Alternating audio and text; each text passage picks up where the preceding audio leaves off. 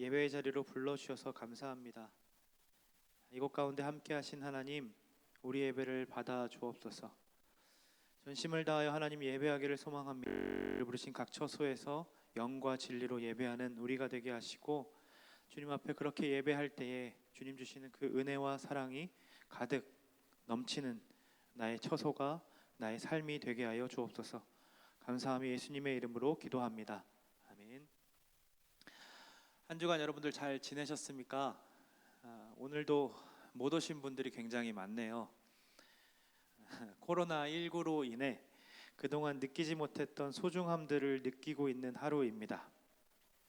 비록 우리가 함께 모여서 예배하지는 못하지만 여러분이 있는 곳곳에서 함께 하시는 우리 하나님께서 이 예배 가운데 풍성한 은혜를 주시기를 간절히 소망합니다. 우리는 계속해서 요한계시록 말씀을 살펴보면서 예수님께서 교회들에게 하신 말씀을 함께 나누고 있습니다. 그 말씀들을 들으면서, 그리고 제가 오늘 말씀을 준비하면서 저에게 주셨던 특별한 깨달음이 있습니다. 우리가 마지막으로 모였을 때 여러분 기억하시는지 모르겠어요. 우리가 마지막으로 모였을 때에 4대 교회를 살펴보았는데, 그때 박진호 목사님께서 이렇게 하나님 말씀을 전해주셨습니다. 본질은 항상 혼자 움직이지 않는다. 우리 삶 가운데 믿음의 싹이 온전히 나와야 한다. 그래서 예수님께서 입혀주신 그 흰 옷을 더럽히지 않는 자가 되도록 하루하루 우리의 삶에서 거룩을 향해 뛰어가는 삶이 필요하다라고 하면서 그 말씀을 함께 나누고, 그리고 코로나19가 확산되면서 예배로 모이지 못하게 되었습니다. 또 지난주에는 처음 우리가 흩어져서 예배를 드리게 되었을 때에 우리는 빌라델비아 교회를 살펴보았습니다. 그 당시 빌라델비아 교회는 유대인들의 핍박으로 회당문, 그들이 모이던 문들을 닫아버리고 하는 그런 어려움들을 겪고 있었다라고 했죠. 그럼에도 그들은 작은 믿음을 가지고 지켰다라고 이야기합니다. 어떤 형식과 틀의 매인 신앙생활이 아니라 작더라도 하나님 백성으로 칭함을 받았기에 흔들림 없이 믿음으로 서 있던 그들처럼 우리도 지금 예배당 문이 닫히고 흩어진 채로 있지만 빌라델비아처럼 흔들림 없이 하나님을 예배하는 자로 살아내시기를 간절히 소망한다고, 그렇게 우리가 함께 말씀을 나누었습니다. 계속해서 우리가 1월에 분명히 요한계시록 말씀을 가지고 한번 나눠보자. 이게 어떻게 됐냐면, 우리 올인이라는 문구를 통해서 우리 청년들과 우리 목사님들이 함께 예수님께 올인하고, 또 예배에 올인하고 기도에 올인하는 삶 좀 회복해보자 라고 그렇게 우리가 함께 기도할 때 하나님이 우리에게 주셨던 말씀이 요한계시록의 교회들의 말씀이었습니다. 그래서 이 요한계시록을 보고자 했는데, 이런 코로나19 같이 정말로 이러한 상황에 있을 때에는 이 강해 설교가 계속해서 본문을 보는 것이 오히려 우리가 뭔가 좀 그 상황에 맞게 전해져야 되는 것들이 필요하다고 느껴져서 이 강해 설교가 이 맞는가라는 거에 대한 궁금증이 있었습니다. 그런데 라오디게아 교회 모습 말씀들을 좀 살펴보면서, 또 그리고 지난 말씀들을 좀 살펴보면서 하나님이 우리가 어떤 상황에 맞게 말씀을 채택해서 설교하는 것이 아니라 우리가 함께 하나님께 주신 말씀을 그대로 차근차근 밟아가는 가운데 하나님이 우리에게 정말로 밀접하게 깊이 찌르고 오시는 말씀들이 있다라는 것을 발견하게 된 것이죠. 그래서 오늘도 우리를 향해서 하나님께서 뭐라고 말씀하시는지, 지금 흩어진 상황이고 모이지도 못하고 있는 상황이고, 그리고 계속해서 이 코로나가 확진자가 늘어나는 상황 속에 있는데 정말로 우리에게 원하시는 것이 무엇인지 오늘 말씀을 통해 함께 살펴보기를 원합니다.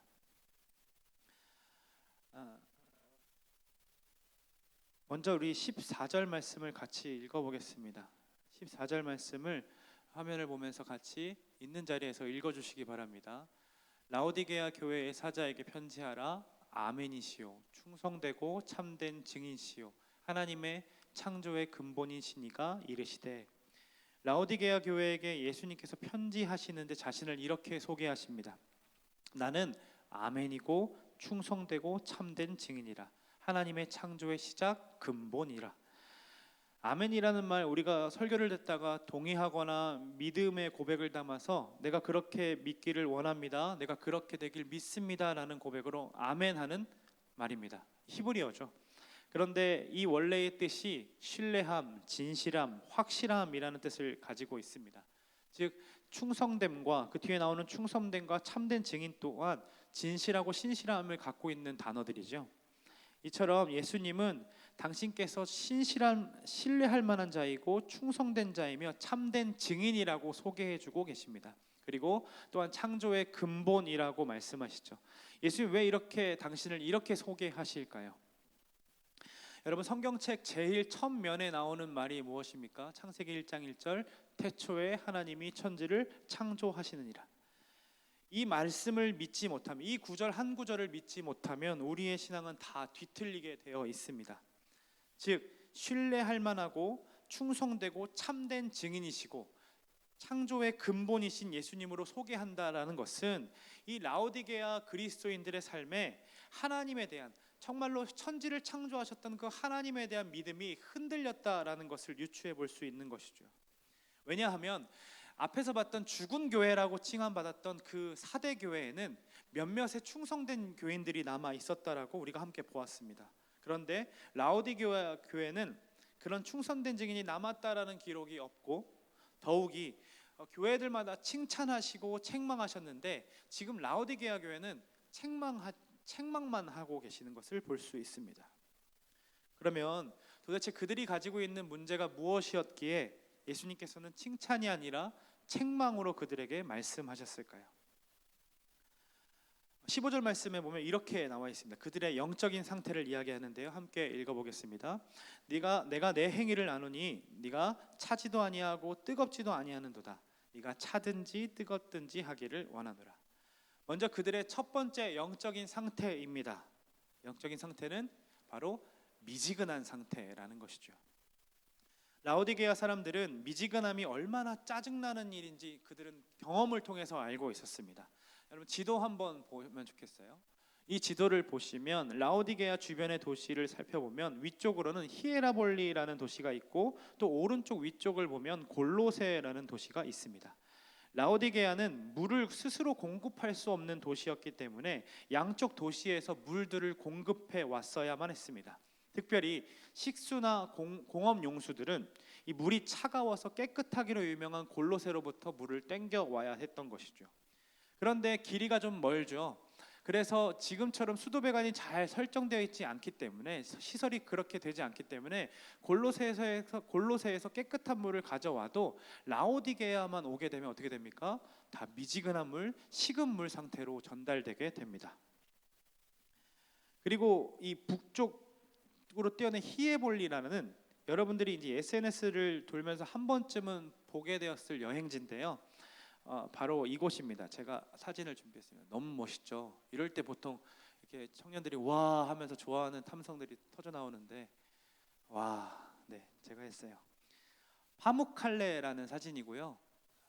이게 이제 온천으로 유명한 도시입니다. 히에라블리는요, 지금도 온천으로 너무나도 유명해서 사람들이 많이 방문한다고 합니다. 이 온천물들은 너무나도 깨끗한 물이고 적당히 뜨겁고 함께 누릴 수 있는 물들이기 때문에 치유하는 효과도 있었다라고 해서 사람들에게 인기가 많았고 그 도시에 많은 사람들이 방문했다라고 합니다. 그럼 그곳에서부터 이렇게 물을 끌어왔을 때에 그 뜨뜻한 물들을 끌어와서 자신들도 온천을 즐기고 목욕탕을 즐기고 싶었겠지만, 그 온천물이 라오디게아 맞은편에 있는 절벽에 맞닥뜨리게 되면 석화질과 섞여서 뿌옇고 악취나는 그런 미지근한 물로 변해서 도착한다라고 합니다. 이런 미지근한 물을 입에 넣으면 어떻게 되겠습니까? 악취로 인해 구토를 하는 게 당연한 것이죠. 이런 것은 그들이 경험으로 체득한 일들입니다. 그런데 이 라오디게아 교인들이 자주 경험하는 이 상황, 이것을 통해서 예수님께서 뭐라고 말씀하시냐면 너희 상태가 이런 물의 상태라라고 말씀하십니다. 아무짝에도 쓸모가 없어서 먹을 수도 없고 온천수로도 쓸 수 없고 치유도 못하는 그러한 상태. 너 차갑거나 뜨거워야 되지 않겠니? 라고 하면서 예수님께서 우리에게 말씀하고 있다라는 거죠. 여기서 차갑다라는 말은요, 예수님을 이렇게 부인하고 떠나라라는 말이 아닙니다. 차갑다라고 하는 것은 하나님의 말씀에 대하여 차분하고 진지하게 들으려 하고 있는 태도입니다. 그렇다면 이제 뜨겁다는 말은 어떤 말일까요? 말씀에 대한 열정을 가지고 언제든지 순종하고 하나님께서 말씀하시면 내가 가겠노라 하는 그 심정을 가지고 말씀을 듣는 자세를 의미합니다. 라오디게아 교회는요, 말씀을 대하는 자세가 뜨겁지도 않고 차갑지도 아니하였습니다. 미지근했고 무기력했고 언제나 적당히 타협했고, 그래서 나약함과 무관심함과 게을름들을 가지고 있었습니다. 말씀을 듣는 것이 무너지다 보니 그들의 삶 또한 무너지고 당연히 신앙 상태도 미지근한 상태로 변해버린 것이죠. 말씀을 듣는 것을 강의를 듣는 것처럼 대할 때가 있습니다. 우리는 지금 우리 귀에 즐거움을 주고 우리 지식에 유익을 줄 만한 어떤 강연을 듣고 있는 것이 아닙니다. 설교는 하나님의 말씀입니다. 어떤 사람들은 인기 스타 강사와 비교하여서 설교도 그렇게 재미있게 해야 한다라고 이야기합니다.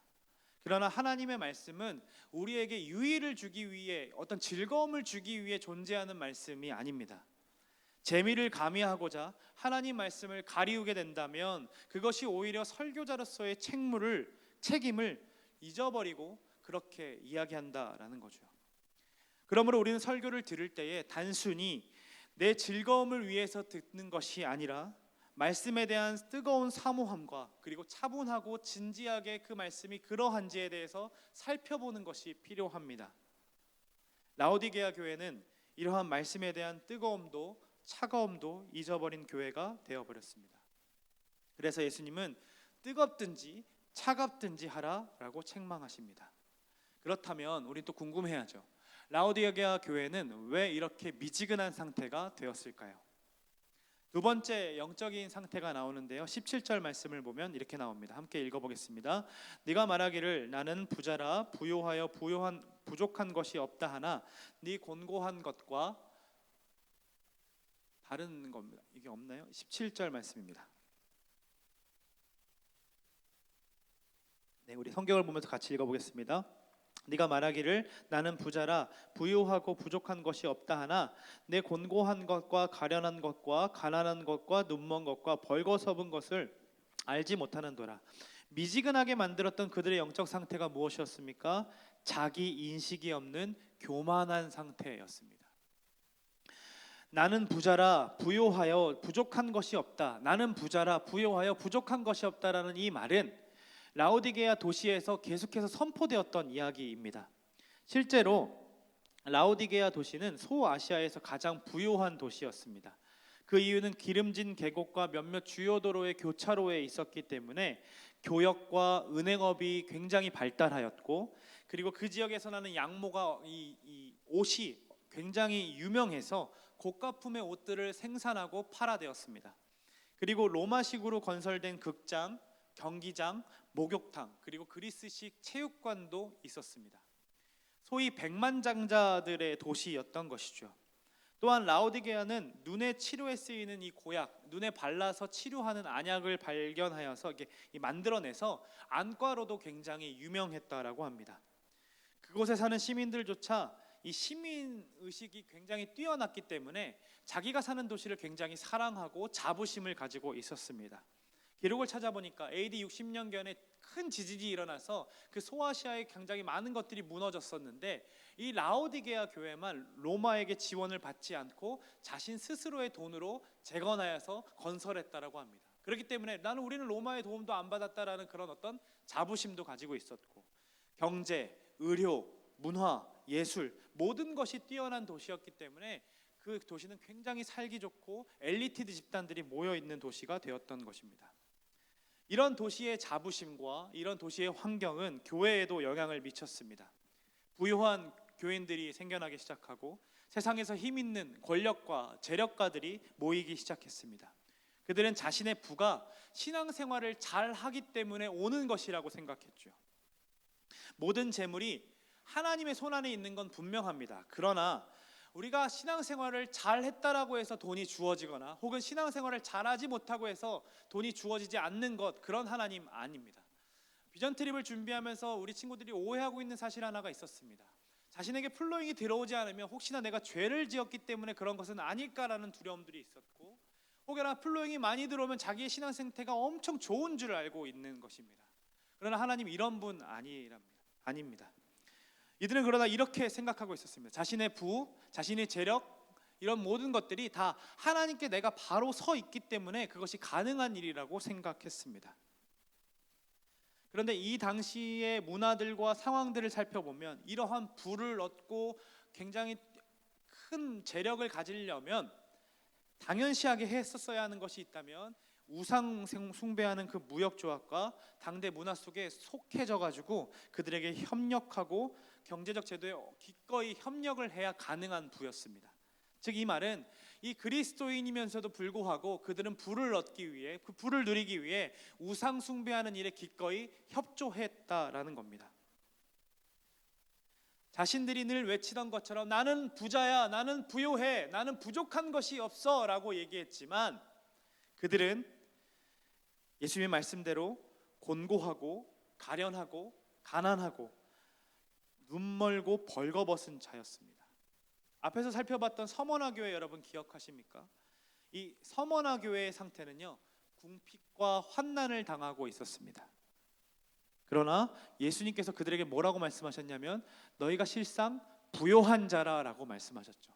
그런데 그와 반대로 라오디게아 교회는 본인 스스로가 부요하다라고 생각했는데 예수님께서 뭐라고 말씀하십니까? 너희는 가난하고 곤고하고 벌거벗었다라고 얘기합니다.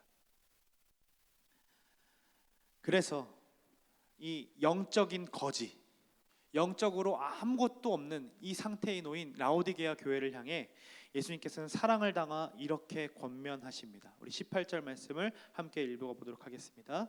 내가 너를 권하노니 내게서 불로 연단한 금을 사서 부요하게 하고 흰옷을 사서 입어 벌거벗은 수치를 보이지 않게 하고 안약을 사서 눈에 발라 보게 하라.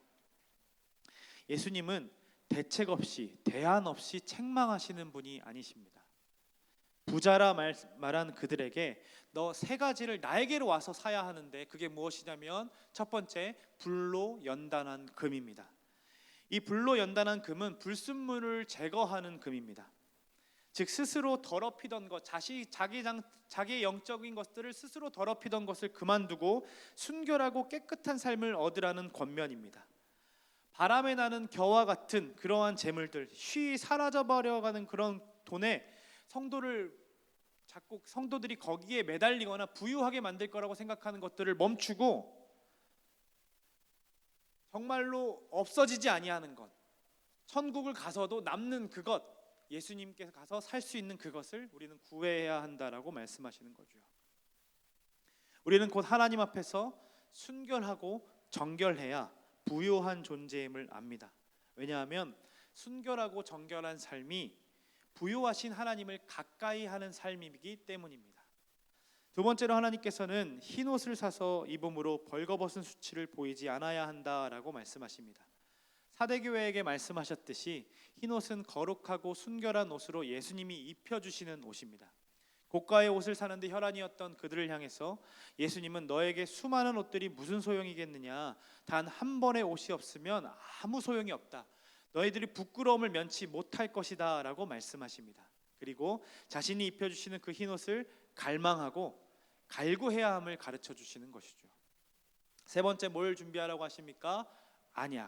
안약을 사서 발라 제발 좀 제대로 보라고 이렇게 말씀하십니다. 앞에서 이야기했던 것처럼 그들은 안약을 개발했던 것, 안약을 만들었다는 어떤 자부심을 가지고 있었지만 예수님은 너의 영적 상태도 바라보지 못하는데, 너희가 영적으로 어떤 처지인지도 제대로 분간하지 못하는데 그것이 무슨 소용이겠느냐, 나에게로 와서 안약을 사라라고 말씀하십니다. 그들은 미지근한 물을 날마다 접하면서 자신이 미지근한 영적인 상태였다는 것을 깨닫지 못했습니다. 그들은 자신이 부유하다 말하고 은행업이 발달해 수많은 돌들을 막 끌어당기고 유통이 되는 도시이기 때문에 부유한 도시를 자랑하고 다녔지만 그들은 실로 가난한 자들이었고 그들에게 필요했던 것은 돈이 아니라 불로 연단한 금이었습니다. 순결과 성결이었죠.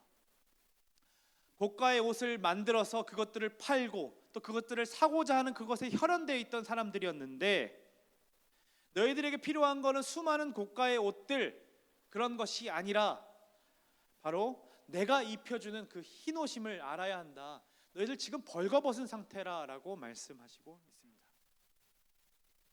그 흰옷이 무엇입니까? 거룩과 성결의 옷입니다.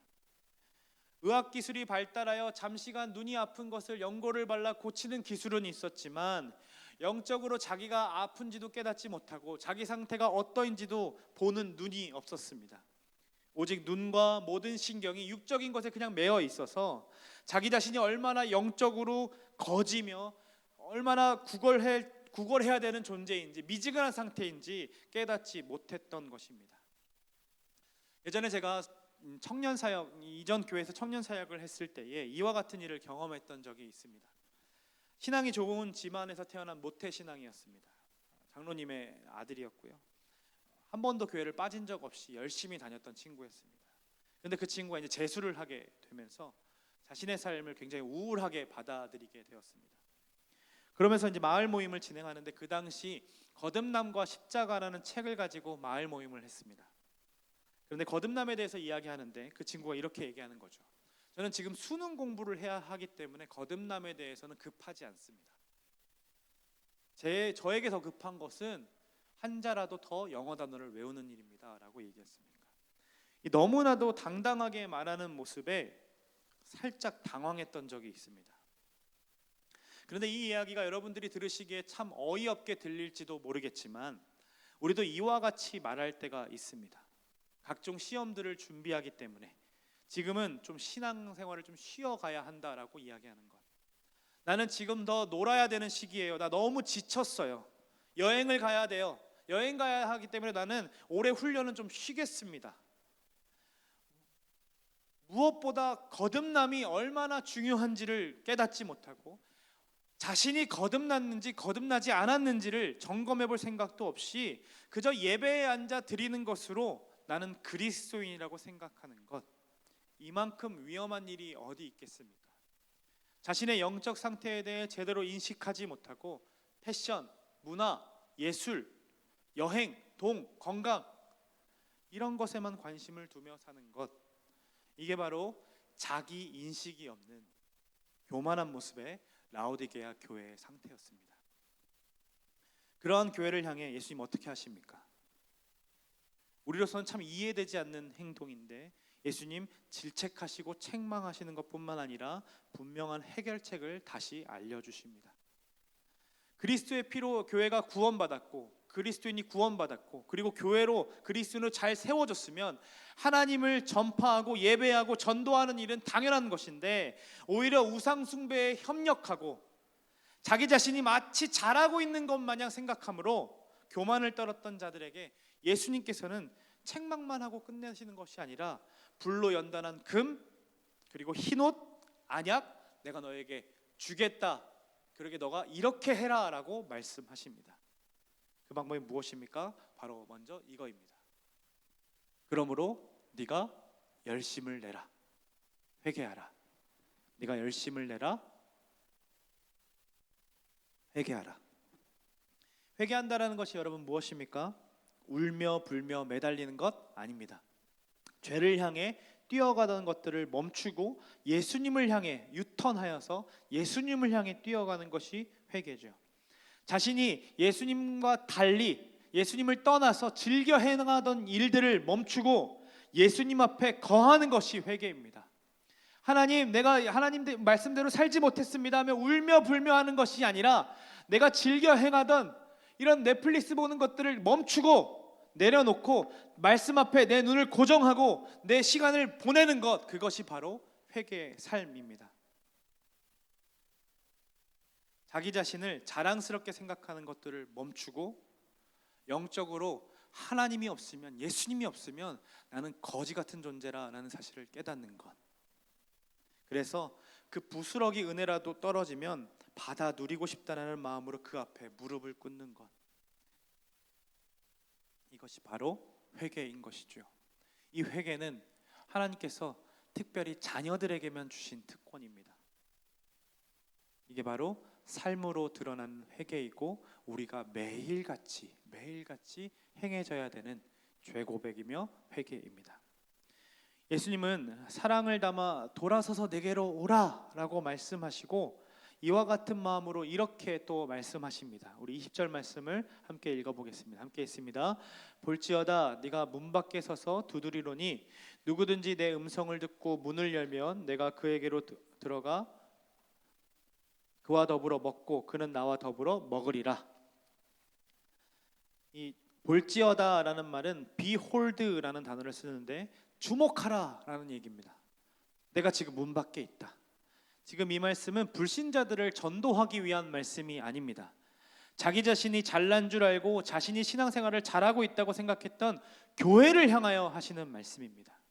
예수님께서 닫혀진 교회의 문 밖에서 두드리고 계시는 겁니다.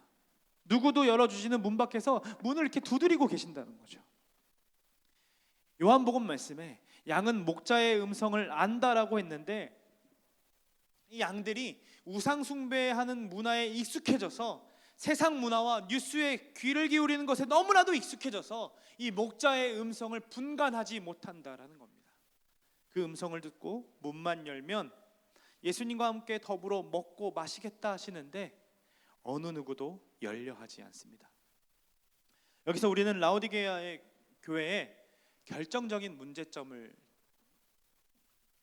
알 수 있습니다. 그게 무엇입니까? 교회인데 그리스도인인데 예수님이 자리 잡을 곳이 없는 교회입니다. 예수가 없는 교회, 그리스도가 없는 그리스도인이라는 것이죠. 여러분 이 그림을 함께 봤으면 좋겠습니다. 이 그림은 홀만 헌트라는 사람의 세상의 빛이라는 그림입니다. 예수님이 문을 두드리고 계시는데 여러분 자세히 보시면 문고리가 없습니다. 즉 밖에서 여는 문고리가 없다라는 것은 안에서 밖에 문을 열어줘야만이 열 수 있다라는 거죠. 예수님은 문을 지나쳐서 안으로 들어갈 수 있는 분이십니다.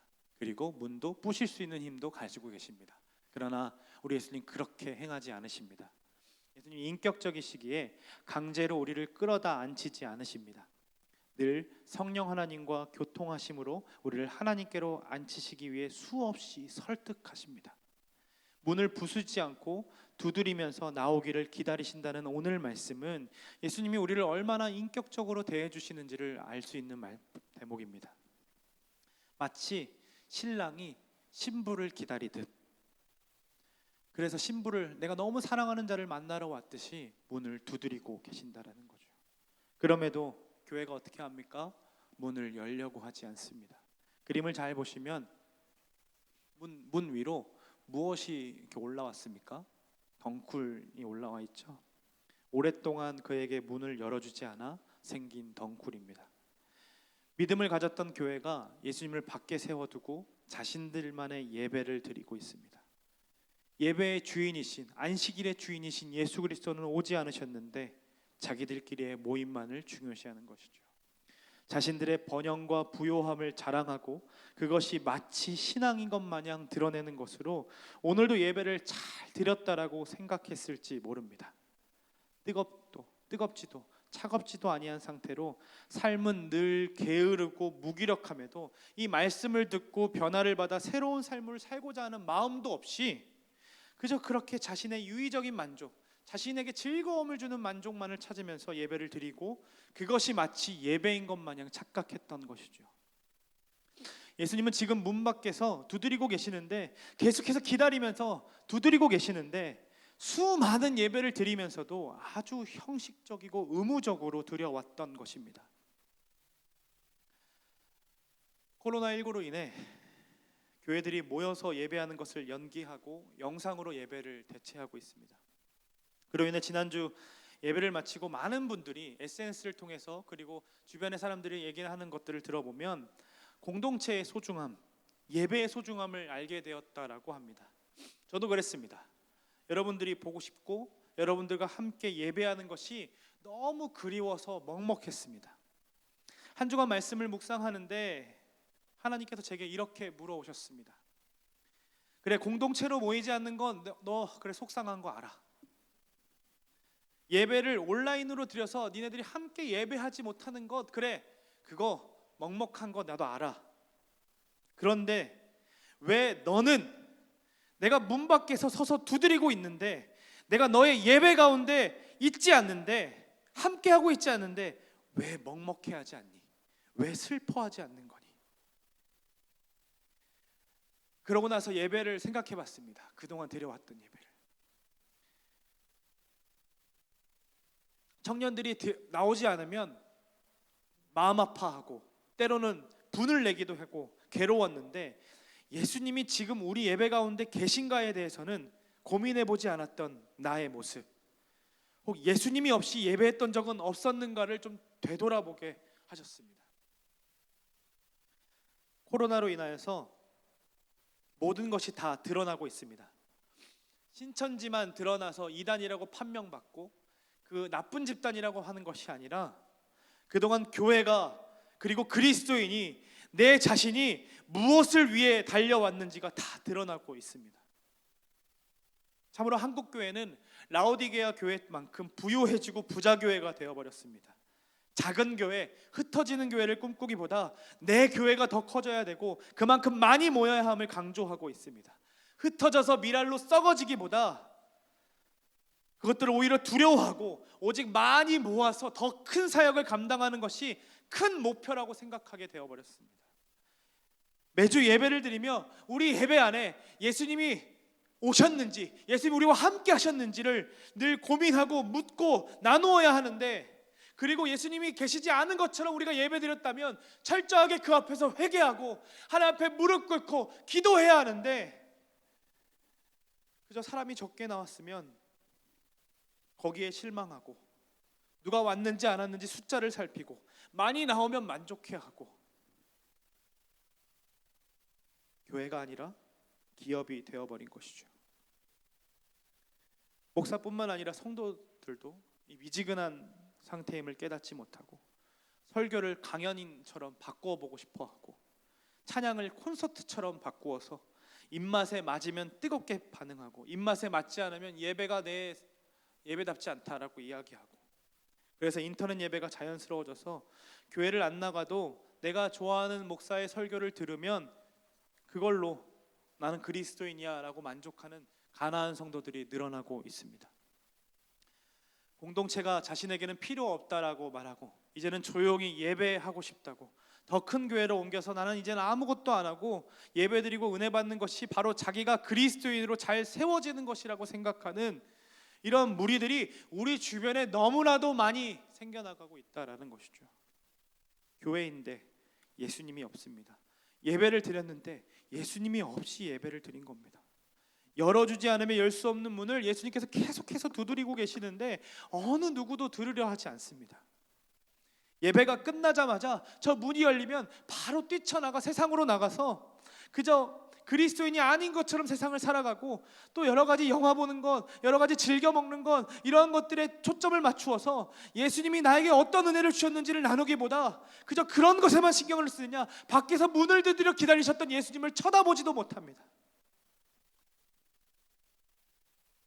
그저 그렇게 내가 해온 훈련과 여러 예배를 통해 받은 예전 은혜들을 상기시키면서 나는 예수님 믿는다고 자신 있게 이야기합니다. 전염병을 통해 예배가 함께 모이지 않는 예배로 되면서 보는 이가 없는 지금 예배를 드리고 있습니다. 이때에 우리가 어떤 예배자인지가 드러납니다. 진짜와 가짜가 가려지는 순간입니다. 하나님 우리에게 물으십니다. 너 이래도 예배할 수 있니? 상황과 환경을 뛰어넘어서 너 지금 그 자리에서 예배할 수 있겠니? 나는 항상 너와 함께 있었단다.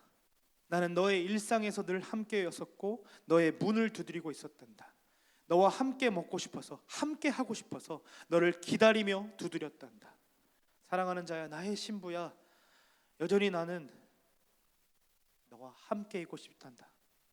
너 지금 그 자리에서 나를 예배할 수 있겠니? 라고 하나님께서 말씀을 보는데 저에게 계속해서 물으셨습니다. 그러면서 저 또한 나는 정말 목사였는가? 아니 그것을 떠나서 나는 진짜 그리스도인이었는가? 예배자였는가에 대해 질문하게 되었습니다. 새벽과 수요, 금요 예배들이 잠정적으로 연기되면서 그동안 내가 어떻게 말씀을 읽어왔는지가 점검되었습니다. 만약 설교를 하기 위해 말씀을 피는 것이 아니라 매일매일 하나님을 알고 싶어서 말씀을 읽었다면 지금만큼 더 하나님을 깊게 만나는 시간이 없는 것이죠. 정말로 다른 것에 방해받지 않고 더 없이 하나님과 깊이 교제할 수 있는 시기가 바로 이런 시기 아니겠습니까? 그런데 갑자기 생겨버린 이 오프에 무엇을 할지 모르는 자처럼 헤매이고 이때다 싶어서 이곳저곳 놀러갈 계획을 하고 있다면 그것은 일상에서 하나님을 만난 적이 없다라는 흔적인 것이죠. 코로나로 인해 신천지만 박살난 게 아니라 진짜 내 삶이 진짜 예수님께 올인했던 삶이었는지 아니면 무늬만 그리스도인이었는지를 점검하는 순간들이었습니다. 스스로 멈추어서 자기 자신은 돌아보지 못하기에 하나님께서 전염병을 내버려 두사 우리 자신을 다시 하나님께 서도록 하십니다. 그래서 벌거벗은 상태임을 깨닫고 눈이 멀었고 가난하고 공고한 상태임을 깨닫게 하십니다. 다시 좀 그림을 좀 봤으면 좋겠습니다. 그림 한번 더 띄워주실게요. 예수님이 오시는 시간을 칠흑 같은 밤으로 표현하고 있습니다. 그래서 예수님이 손에 무엇을 들고 계십니까? 등불을 들고 계시죠. 즉 어둠은 방향 감각을 상실하고 죄의 어두움 속에 방황하는 교회, 그리스도인 우리를 가리키고 있습니다. 교회가 그동안 주님을 받아들이려 하지 않았고 주님이 없는 상태에 대해 집중하지 않았기에 그저 자신들의 모임만을 소중하게 생각하고 그것에만 안타까워하였기에 문을 열 생각을 하지 못했다라는 겁니다. 말씀을 받아들이려 하지 않는 그 폐쇄된 마음, 완고한 마음이 덩굴로 올라와 문을 가로막고 있는 것이죠. 복음으로 돌아가기 위해 예수님을 맞아들이기 위해 담쟁이를 끊어내고 문을 있는 힘껏 열어 제껴야 하는데 나의 게으름과 방종, 내일 하지 뭐, 다음에 하지 뭐 하는 그러한 방종과 게으름들이 문을 열 생각조차 안 하게 된 것입니다. 사랑하는 여러분, 예수님만이 우리의 어두운 눈을 밝히시는 안약이 되십니다. 예수님만이 우리에게 흰 옷을 입히시고 우리를 순결하게 만드실 수 있는 불이십니다. 한 주간 우리는 무엇을 구하며 살아왔을까요? 예수님이 친히 자신을 부자라 말씀하시고 부유하신 분이라 말씀해 주시는데 우리는 왜 여전히 사라져가는 것들에 목을 메고 그것만 보고 살아갔을까요? 왜? 거기에 매달려서 예수님이 계속해서 문을 두드리고 있는 그것을 듣지 못했을까요? 우리 예수님은 자비로우시고 노하기를 더디하시고 오래 참으시는 분이라 말씀하십니다. 그래서 계속해서 우리를 두드리시고 문을 열어 함께 하자라고 말씀하시죠. 이대로가 좋다고 자기 배부름에 만족하면서 더 이상은 어떤 훈련도 받지 않겠다라고 선언하고 어떤 신앙생활도 나는 더 열심히 하지 않으리라고 뿌리박고 있는 우리들을 향해 계속해서 기다리시면서 함께 하자, 내가 너와 함께 하고 싶다라고 말씀하십니다. 일주일에 한 번 드리던 예배도, 마을 모임도, 그리고 주중에 드리던 예배도, 진행되던 훈련도 잠정 연기되었습니다. 그러나 우리가 그토록 의무감에 드렸던 것들이 스탑되었지만 우리는 이 의미가 무엇인지를 분명하게 깨달아야 합니다. 단순히 의무감에 들여갔던 것들이 단순히 스탑되어서 허무하고 먹먹하고 보고 싶어하는 이때에 우리 주님은 나를 좀 봐달라고, 내가 이렇게 너와 함께 있으니 나와 함께하는 것부터 회복하자라고 말씀하십니다. 왜요? 그리스도인인 우리 안에 예수님이 없기 때문입니다. 우리를 제대로 보게 하십니다. 의무적으로 드리는 예배가 없으면 나는 혼자서는 아주 방탕하게 살아가는 자였구나. 나는 예배하는 모임이 사라지면 언제라도 내가 하고 싶은 것을 향해 뛰어가는 미지근한 상태였구나. 이 마음을 보게 하십니다. 이 사실을 깨달으라고 내 안에 예수님이 없음을 깨달으라고 주님은 그렇게도 우리의 문을 두드리시고 함께 하자고 초청하십니다. 그리고 그분은 빈손으로 오는 분이 아닙니다. 나에게 필요한 것이 무엇인지를 알기에 불로 연단된 금과 흰옷과 안약을 가져와 나를 고쳐주시고 새롭게 입히시고 나를 순결하게 만드십니다. 그리고 나의 미지근한 나의 상태를 아시고 엠마오의 제자들에게 하셨던 것처럼 말씀을 풀어주시사 다시 뜨겁고 차가운 상태로 말씀 앞에 서게 하십니다. 여러분 21절을 같이 보셨으면 좋겠습니다. 우리 주님 이렇게 말씀하십니다. 이기는 그에게 내가 내 보좌에 함께 앉게 주기를 내가 이기고 아버지 보좌에 함께 앉은 것과 같이 하리라. 이기는 그에게 문을 열고 나와 더불어 먹음으로 승리자인 나를 만나는 그에게 아버지와 함께 있던 나의 자리에 너를 초대하겠다. 삼위 하나님께서 영원 전부터 함께 하셔서 함께 누리던 그 식탁 교제에 이렇게 문을 열어서 나와 함께하는 그에게 그 자리에 데리고 가서 함께 식사하겠다라고 말씀하십니다. 사랑하는 여러분, 우리 주님께서는 여러분과 그렇게 함께하고 싶으셔서 저와 그렇게 함께하고 싶으셔서 문을 계속해서 두드리고 계십니다. 코로나로 인해서 우리 주님은 타성에 젖은 그 신앙생활을 점검하게 하시고 세상을 변화시키기보다 그저 세상을 더 닮아가고 싶어하는 우리를 향해 너 그 모습 제거하고 좀 내가 문을 두드리고 있는 그 음성을 듣고 돌아오라라고 문을 열라라고 말씀하십니다. 우리를 버리지 아니하시고 밤이슬을 맞아가시면서 계속 녹화하시고 문을 열어달라는 그 애원하는 신랑의 모습을 우리가 기억하기를 원합니다. 한 주간도 그 신랑이신 그분 앞에서 아주 작은 것부터 주님을 마음에 모시면서 교제하는 일에 순간순간 애를 쓰는 우리가 되기를 간절히 소망합니다. 우리 들은 말씀들 기억하면서 이 찬양 하나님께 좀 올려드렸으면 좋겠습니다.